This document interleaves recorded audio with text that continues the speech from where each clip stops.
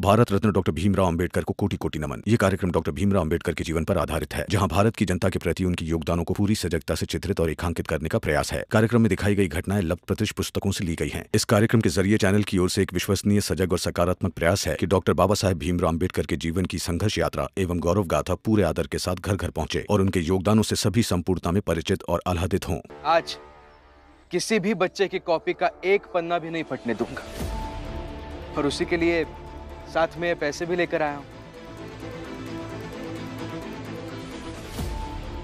अरे दूर हटो। दीपक, ये कुछ पैसे हैं, ये तुम अपने पास रखो, और कल जिन बच्चों की कॉपियां फट गई थी उन्हें इन पैसों से नई कॉपियां खरीद कर देना। ठीक है भीम भैया। नहीं भीम भाऊ, हम सब आपकी लड़ाई लड़ने आए थे, हमें पैसे लौटाकर अपनी लड़ाई से दूर मत कीजिए। हाँ भीम भाऊ, हमें अपनी लड़ाई से दूर मत कीजिए। अरे अरे सुनो तो मेरी बात। देखो, मैं किसी को इस लड़ाई से दूर नहीं कर रहा हूँ, बल्कि तुम सब यहाँ आए हो मेरे लिए, यही तो हमारी लड़ाई है। भीम भैया, हमारे घर वालों ने कुछ कहा क्या? ऐसा नहीं है कि हम तुम्हारे संघर्ष में तुम्हारे साथ नहीं है, लेकिन हमारी भी मजबूरी है। हम मेहनत मजदूरी करके लाई हुई कॉपी के पन्ने ऐसे नहीं फटने दे सकते। देखो, तुम अभी इसके बारे में मत सोचो, और उन्होंने जो कुछ भी कहा वो बिल्कुल सही कहा, लेकिन मेरी एक बात याद रखना सब, अगर तुम सब ये पैसे नहीं लोगे और नई कॉपियां नहीं खरीदोगे तो तुम में से किसी की भी मदद मैं नहीं लूंगा। नहीं भीम भैया, हमें आपकी मदद तो करनी है। अब ठीक है, हम ये पैसे ले लेंगे और नई कॉपी खरीद लेंगे।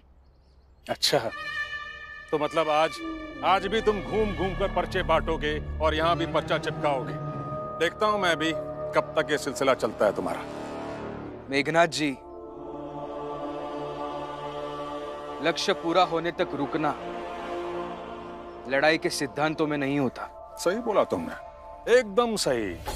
तुम्हारे इन्हीं सिद्धांतों को लेकर वो पुरुषोत्तम चौल में अपने समर्थकों के साथ तुम्हारे विरुद्ध लड़ाई लड़ रहा है, और तुम यहाँ हमारे विरुद्ध लड़ाई लड़ रहे हो। लड़ो, जी भर कर लड़ाई लड़ो। पर एक बात बताओ भीमराव, ये दीपक जो तुम्हें अपना नायक मानता है, अपना आदर्श मानता है, गुरु हो ना तुम इसके, हा? इसके पिता पुरुषोत्तम को भूखा प्यासा देखकर तुम्हें अच्छा लगता है? खुशी मिलती है क्या? हा?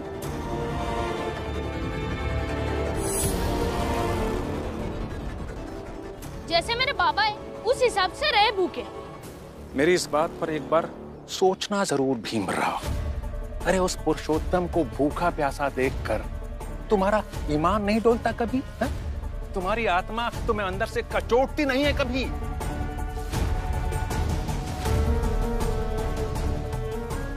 लगता है तुम्हारे अंदर की संवेदनाएं मर गई हैं। पता नहीं किस मिट्टी के बने हो। चलो रे।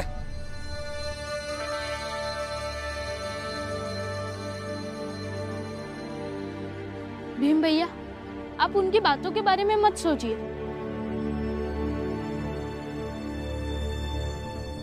दीपक, ये अपने पास रखो, और जैसे हमने ये लिखा है ना, कल की तरह वैसे ही इस पर लिख कर रख देना। अब तुम ये सब करके रखो, मैं कुछ देर में आता हूँ। ठीक है भीम भैया।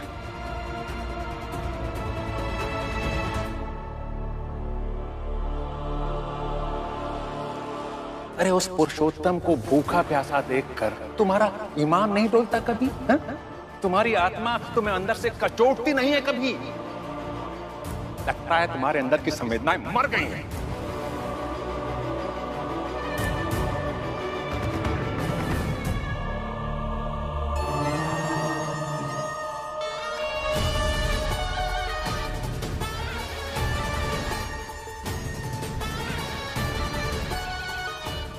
जाओ जाओ भीमराव, जाओ। वो पुरुषोत्तम, हितेश, जोखू, जनार्दन, मनोहर, इन सब से बहुत ताकतवर है। अच्छे से समझाएगा तुझे। जा। हम भीमराव को ऐसे तो मनमानी नहीं करने देंगे। एकदम सही बात है। हाँ पुरुषोत्तम, और ये लड़ाई तुम भीमराव से नहीं हारोगी, चाहे जाऊन हो जाए। जोखू का नाटक लगा रखे हो, खत्म करो ये सब। अरे अच्छा लगा देखा कि चाय में बैठ के ये सब करना बिना खाना पीना खाए। नाटक यही काम अगर भीमराव करे तो ये लड़ाई थी, धरना था, आंदोलन था, और वही काम मैं, जोखू, जनार्दन, हितेश करे तो नाटक है। खबरदार हमारे इस आंदोलन को किसी ने नाटक कहा तो। सबको लगता है ना कि भीम और रमा दोनों सबका बहुत ख्याल रखते हैं, तो अभी भी अपनी आंखें फाड़ करके देखो और सोचो कि ये भ्रम है, वरना ये भीमराव हमें ऐसे ही भूखे छोड़कर नहीं चला जाता। और अब ये रमा भी काम पे जा रही है ना रमा? काम पे जा रही है ना?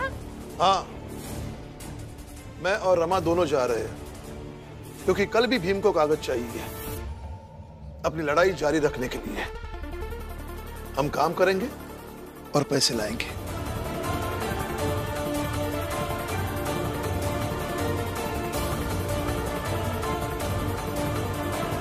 उनकी भूख का भी कुछ कीजिए और जाकर कहिए अपने बेटे को कि इनसे ना उलझे।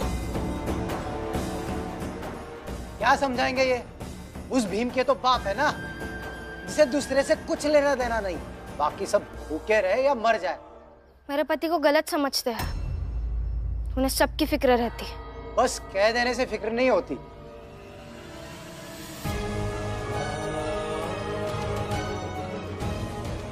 पीछे मुड़कर देखे, आ गए वो, और वो अपना सारा काम छोड़कर आपके लिए आए होंगे।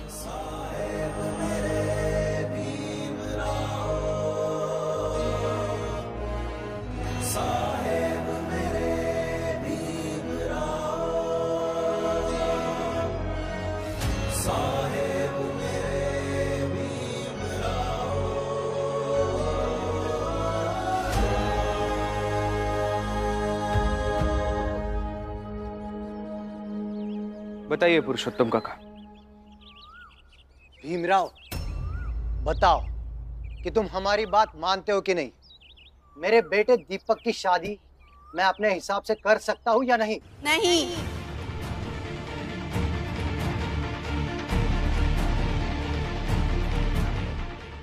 किसी भी हाल में नहीं।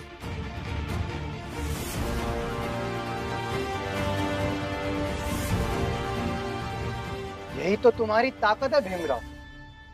तुम कुछ भी बोलते हो तो पूरी सेना लग जाती है उसे सच बताने में, उसके महिमा का बखान करने में, और फिर सामने वाले कमजोर पड़ जाते हैं। ठीक है शोभा काकी, आप अभी कुछ मत बोलिए और कोई कुछ मत बोलिए।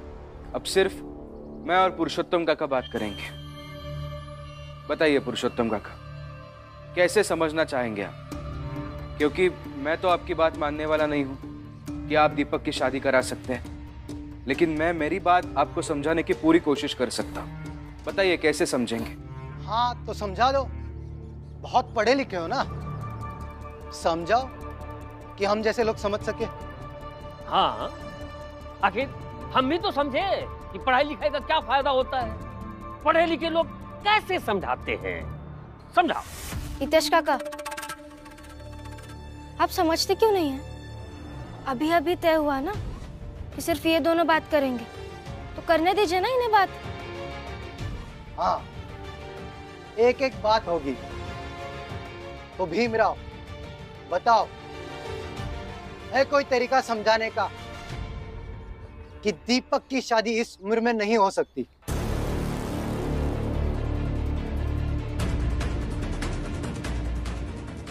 बताओ, मेरी बात मानो या हमसे लड़ाई करते रहो।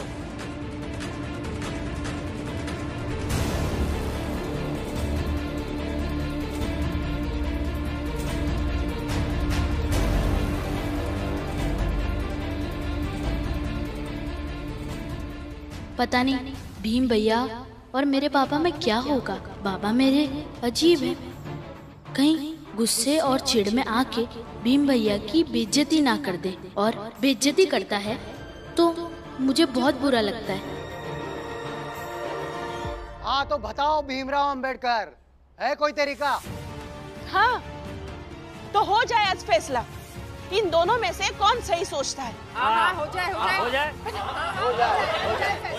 बिल्कुल होने की चाहिए। क्यों आप फालतू में उलझ रहे हैं? नहीं शोभा काकी, आजमाने दीजिए ना। अब तो पत्नी ने भी कहा है ना, समझाओ। तो कोई तरीका निकालो।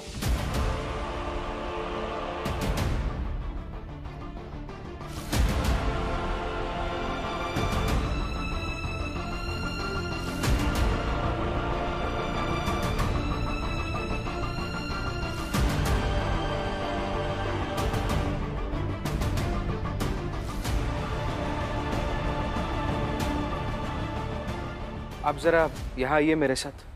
कहाँ? यहीं पर आइए, आइए तो सही। पर क्यों? आइए तो सही, मैं बताता हूँ, आइए। जाओ पुरुषोत्तम भाव, हम सब तुम्हारे साथ हैं। जाओ।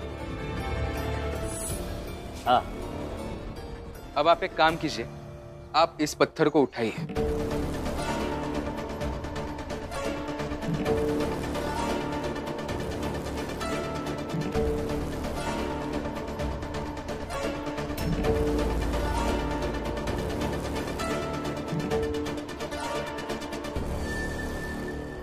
इस पत्थर को उठाने का क्या संबंध है मेरे सवाल से? लेना देना है, मैं सब बताता हूँ बाद में। पहले उठाइए, उठाने की कोशिश तो कीजिए। क्या पागलपन है, मैं नहीं उठाता। काका, अभी अभी आपने तय किया ना कि आप और मैं बात करेंगे जो कुछ भी है, तो मैं सब समझाऊंगा आपको, लेकिन एक बार मेरे लिए उठाने की कोशिश तो कीजिए। अरे पुरुषोत्तम, अरे उठाने की कोशिश करो, पता तो चले क्या नाटक है, क्या नया फसाद बना रहा है भीमराव। हाँ, उठाओ। उठाइए।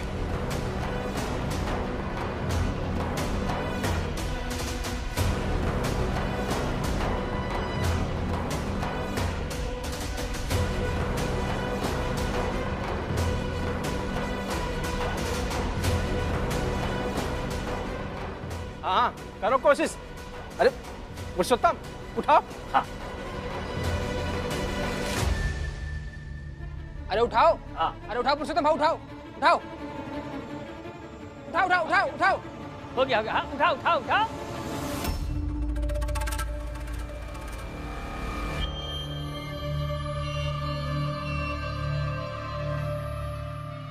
लो, कर ली कोशिश। और कुछ? अच्छी कोशिश थी, लेकिन फिर भी आप इस पत्थर को उठा नहीं पाए। इसका मतलब आपके अंदर वो शक्ति नहीं है जिससे आप इस पत्थर को उठा सकते हैं। अरे कहना क्या चाहते हो? आप बताइए तो सही, आप मानते हैं ना कि आपके अंदर वो ताकत नहीं है जिससे आप इसे उठा पाएंगे? हाँ या ना? हाँ। तो अब बताइए कि अगर हितेश काका, जोखू काका, जनार्दन काका, मनोहर काका और आप ऐसे सब मिलकर इस पत्थर को उठाएंगे, क्या तो भी नहीं उठा पाएंगे? क्यों नहीं उठा पाएंगे? अरे हम सब मिलकर के उसको उठा पाएंगे। उठाकर दिखाए क्या? हाँ? नहीं, ठीक है, जरूरत नहीं है। अरे ये सब बकवास बंद करो और साफ साफ बताओ। साफ। आइए बताता हूँ साफ।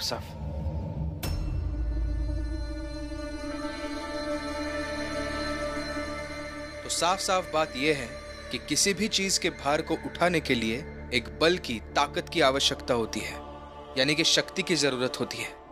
और ऐसे ही गृहस्थी के भार को उठाने के लिए भी बल की आवश्यकता होती है। जो बल, जो ताकत उम्र के साथ आती है। और अभी आपके बेटे की वो उम्र नहीं है, इसलिए उसकी शादी नहीं कराई जा सकती। अब समझ गए? पर अफसोस इस बात का है कि गृहस्थ जीवन का भार पति पत्नी को उठाना पड़ता है। बहुत लोग मिलकर इस पत्थर को तो उठा सकते हैं, पर गृहस्थ जीवन को नहीं।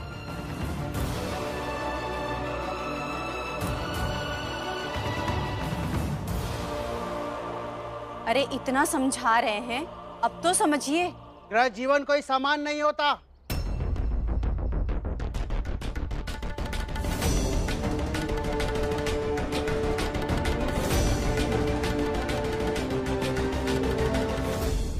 उस सामान को उठाकर जांच कराई जाए कि कोई उसे उठा पाएगा या नहीं। बताइए भीमराव अंबेडकर। तो उठाने वाला बताएगा ना।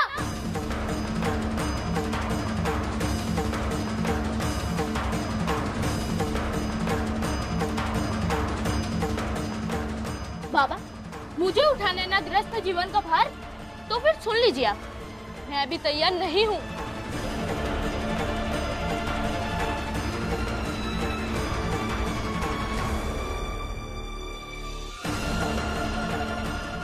अब तो कुछ कहने सुनने की जरूरत ही नहीं है, ये खुद तैयार नहीं है। बेटा, जिंदगी में गृहस्थ जीवन को बसाने में और संभालने में माँ बाप का भी तो सहयोग होता है। आप मुझे मत समझाइए, भीम भैया जो कह रहे हैं वो सही और बाकी सब गलत है।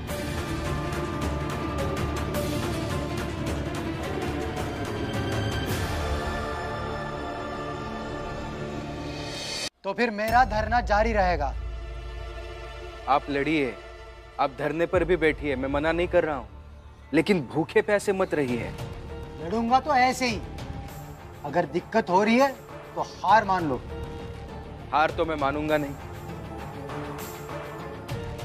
ठीक है, आप सब लोग भूखे प्यासे रहेंगे, तो आज से मैं भी ना कुछ खाऊंगा और ना ही कुछ पीऊंगा।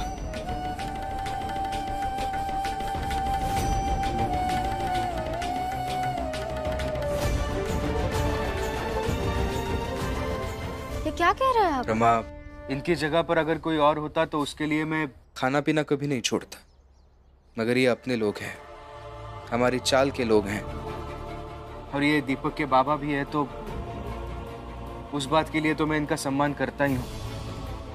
तो कम से कम इनके सम्मान के लिए मैं भूखा रहूंगा। मगर आप ऐसे भूखे रहेंगे, आपको दिन भर कागज पर सवाल लिखकर बांटना है। रमा, अब ये बात मेरे और पुरुषोत्तम काका के बीच में ही रहने दो। चलो दीपक।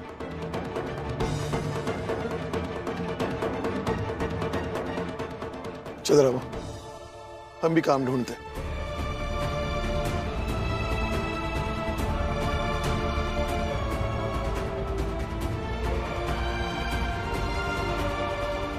शर्म नहीं आ रही ना आपको?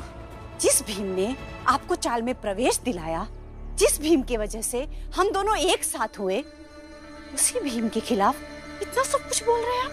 अरे उसका एहसान मानते हैं, और इसका मतलब ये तो नहीं ना कि वो जो कहे वो करे।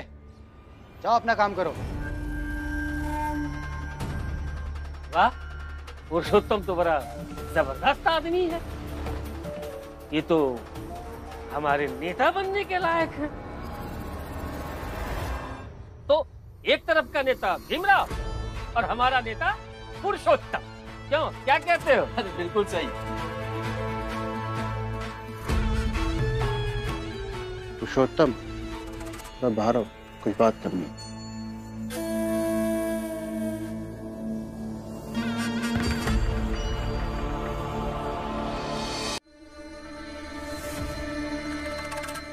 ऐसा कब तक चलेगा? जल्दी ही सब ठीक हो जाएगा, 1-2 दिन में निपटा दूंगा सब कुछ। जल्दी निपटा, दहेज का आधा पैसा ले चुका है, ये ब्याह जल्दी करना होगा। निपटा दूंगा। निपटा, जल्दी निपटा, समझा? नहीं तो जितना पैसा लिया है ना, सूद समेत वापस करना पड़ेगा, समझा?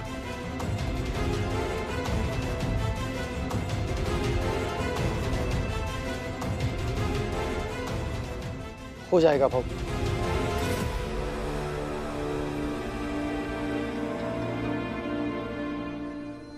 अब तो मनाना ही पड़ेगा, मना के तो रहूंगा ही शादी के लिए, दीपक को भी और उसकी आई को भी।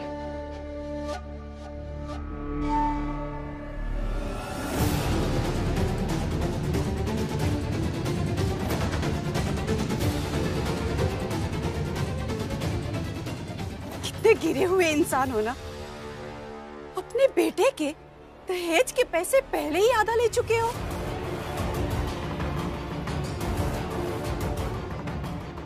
जरूरत के समय विवाह तय हो गया, इसलिए ले लिए पैसे।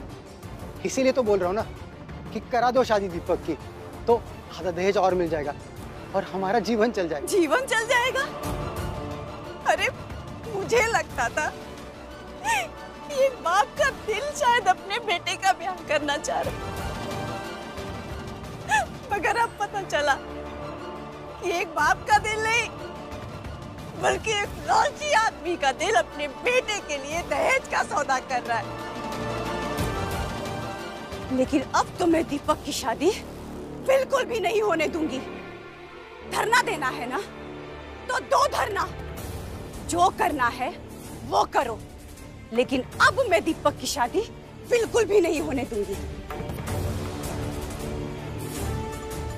मैं तुम तीनों को सबक सिखाऊंगा, माँ, बेटे और भीमराव को भी।